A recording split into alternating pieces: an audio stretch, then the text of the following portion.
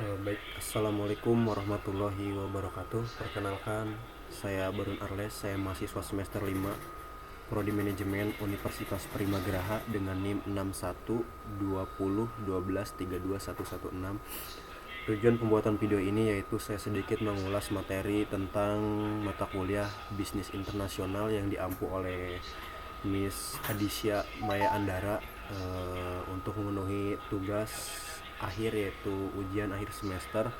Di sini saya membahas mengenai pertama itu saya membahas apa itu pengantar bisnis internasional. Jadi ini benar-benar materi basic yang harus dipelajari.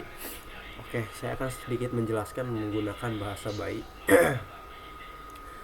Oke, kalian pikir bisnis itu cuma jualan di kota sendiri, teman-teman? Tentu jelas tidak. Sekarang, brand kecil bisa kirim produk ke luar negeri, kawan-kawan. Satu upload, satu klik, nah pembeli bisa datang, kawan-kawan, dari berbagai negara. Contoh kayak dari Amerika, dari Inggris, Jerman. Nah itu kelihatannya gampang, teman-teman. Tapi banyak bisnis yang tumbang sebelum berkembang, teman-teman. Kenapa? Karena tidak paham dengan apa itu bisnis internasional, teman-teman. Nah, saya akan menjelaskan juga apa itu pengertian bisnis internasional, teman-teman. Bisnis internasional adalah suatu kegiatan jual beli barang, jasa antar negara, teman-teman. Nah, terus juga perusahaan tidak hanya melayani pasar dalam negeri, teman-teman. Mereka masuk pasar global, terus juga menggunakan transaksi bisa lewat ekspor, impor, kerjasama atau investasi luar negeri, teman-teman. Nah, di level ini perusahaan itu biasanya berhadapan dengan berbagai aturan, budaya, sistem ekonomi yang berbeda-beda di setiap negara. Itu sangat jelas tantangannya, teman-teman. Nah, jadi bagaimana cara mainnya biar bisnis lokal itu bisa go internasional, teman-teman? Oke, pertama saya akan membahas mengenai peluang ya, teman-teman. Peluang berarti adalah suatu kesempatan di mana untuk brand kita berkembang lebih besar, teman-teman. Nah, pasar luar negeri jauh lebih luas dibanding pasar lokal, teman-teman.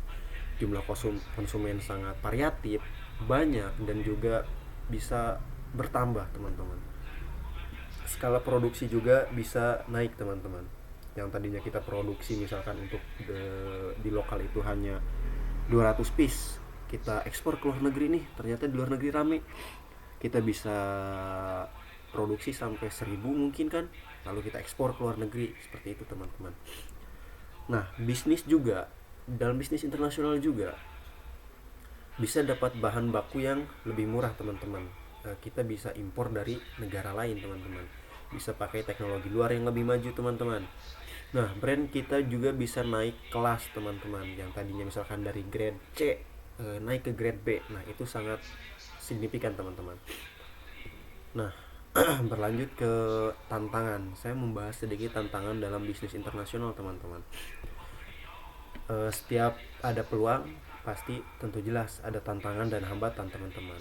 Dalam bisnis internasional atau transaksi luar negeri juga ada tantangan dan hambatan, teman-teman. Pertama, ada aturan hukum yang berbeda. Kedua, bahasa yang berbeda. Ketiga, budaya berbeda. Poin terakhir yaitu resiko keuangan yang lebih besar, kawan-kawan. Nah, ketika kita memulai bisnis internasional, kita harus siap pertama mental, sistem, strategi. Kalau kita nggak siap, pasar internasional ini malah jadi sumber kerugian yang sangat besar, teman-teman.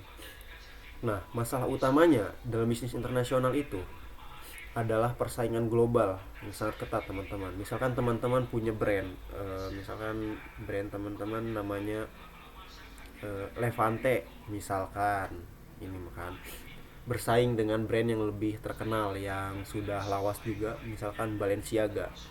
Nah, itu persaingannya sangat ketat, teman-teman.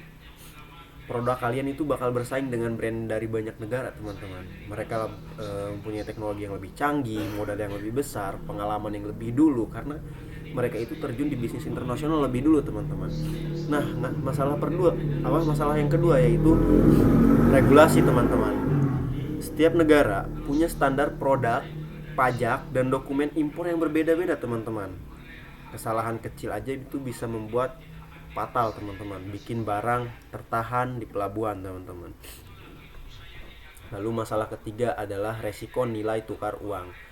Transaksinya itu biasanya kalau internasional itu pakai mata uang asing, contohnya dolar kan. Nah itu bisa cepat banget berubah, yang tadinya untung bisa jadi buntung teman-teman, bisa jadi rugi. Nah masalah keempat yaitu perbedaan budaya konsumen. Selera pasar internasional itu nggak sama selera pasar lokal teman-teman. Nah bagaimana cara kita menghadapi hal tersebut? Caranya kita harus melakukan adaptasi teman-teman. Kita harus melakukan riset budaya, riset konsumen. Sukanya konsumen di negara Amerika misalkan mereka lebih suka outfit yang lebih streetwear misalkan kan gitu. Berbeda dengan budaya kita, outfitnya kan biasanya Indonesia itu terkenal dengan outfit yang sopan-sopan, rapi-rapi kan. Kalau barat itu biasanya lebih terbuka kan. Nah, jadi kita harus menyesuaikan juga untuk target konsumen teman-teman. Nah, di sini juga saya sedikit membahas mengenai data pendukung untuk melakukan transaksi ataupun bisnis internasional teman-teman. Nilai perdagangan dunia itu sudah menembus lebih dari berapa ya? Kalau nggak salah itu 30 triliun dolar per tahun teman-teman. Artinya arus barang antar negara itu sangat besar teman-teman. Nah, Asia juga termasuk kawasan pertumbuhan perdagangan yang paling cepat teman-teman. Banyak perusahaan global pindah produksi ke Asia teman-teman. Karena apa? Pertama, karena biaya lebih rendah teman-teman.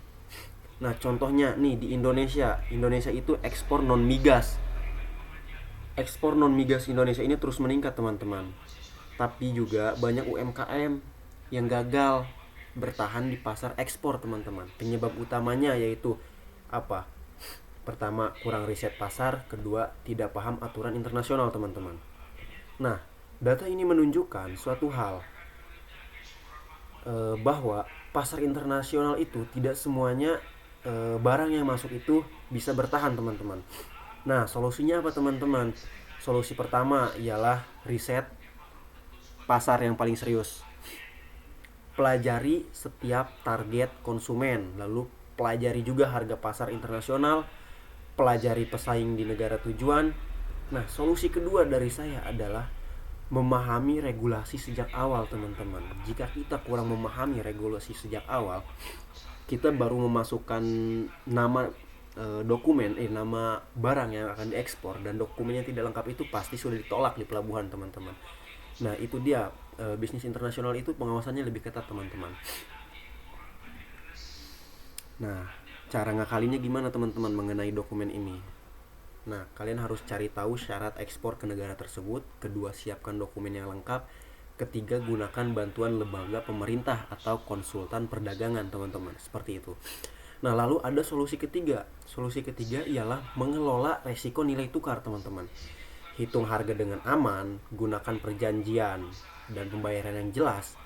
Dan ketiga, jangan asal ambil kontrak tanpa perhitungan kurs teman-teman. Nah solusi keempat, persis yang saya ucapkan pertama itu tadi itu di poin ketiga saya membahas mengenai soal budaya teman-teman. Nah sesuaikan desain produk.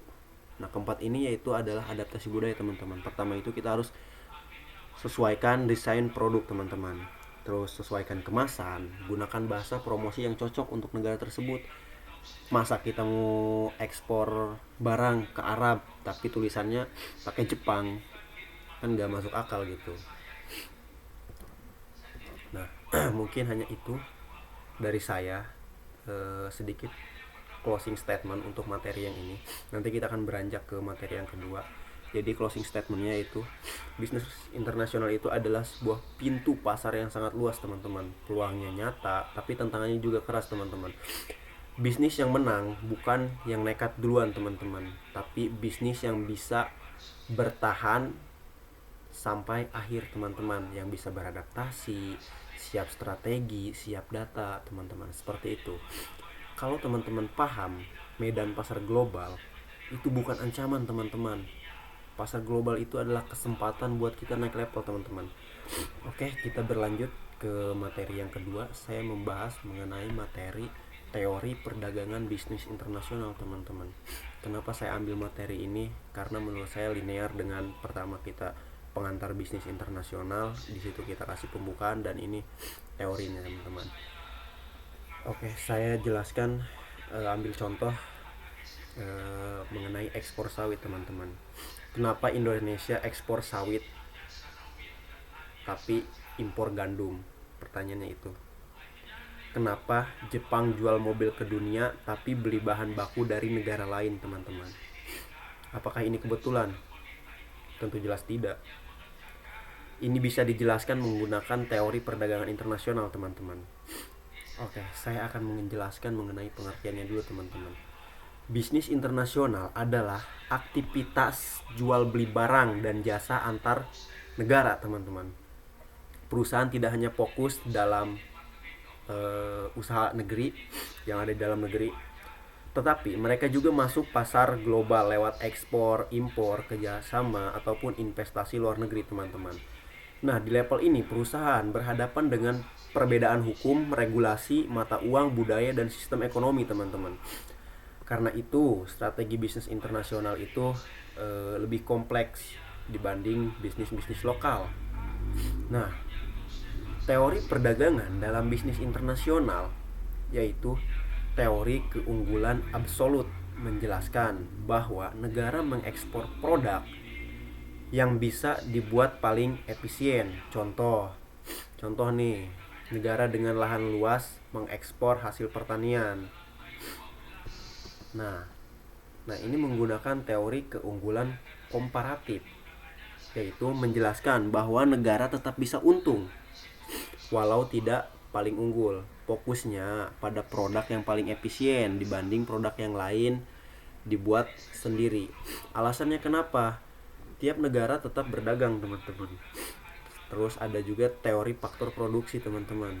Nah, di teori faktor produksi menjelaskan bahwa negara mengekspor barang yang memakai sumber daya yang mereka miliki itu banyak teman-teman. Negara padat tenaga juga kadang mengekspor produk padat karya teman-teman. Negara maju contohnya ekspor produk teknologi tinggi, contohnya kayak Jepang, Chinese, seperti itu teman-teman. Nah, teori ini menjelaskan kenapa perdagangan internasional itu masuk akal, saling menguntungkan teman-teman. Ada juga peluang dalam bisnis internasional teman-teman. Peluang dalam bisnis internasional ini bisa membuat pasar jadi lebih luas teman-teman. Jumlah konsumen bertambah berkali-kali lipat, produksi bisa dalam skala besar, hingga biaya unit pun turun teman-teman. Bisnis bisa dapat bahan baku lebih murah dari negara lain, bisa akses teknologi dan pengetahuan baru teman-teman. Brand juga bisa berkembang jadi pemain global. Tetapi tantangan dalam bisnis internasional itu persaingan yang sangat ketat. Apa yang saya ucapkan pas pertama tadi, yaitu seperti standar kualitas, pajak, izin yang berbeda teman-teman. Nah, masalah yang nyata di lapangan, banyak bisnis gagal ekspor karena tidak paham keunggulan produknya sendiri teman-teman. Mereka ikut tren doang kan, tetapi nggak paham sama produknya ini apa yang mereka tawarkan. Seperti itu teman-teman. Banyak juga para pebisnis yang rugi karena tidak paham biaya logistik dan pajak yang tidak dihitung dari awal. Margin habis di tengah jalan. Nah, banyak produk ditolak pasar luar negeri karena desain dan rasa tidak sesuai selera negara yang ingin dituju teman-teman.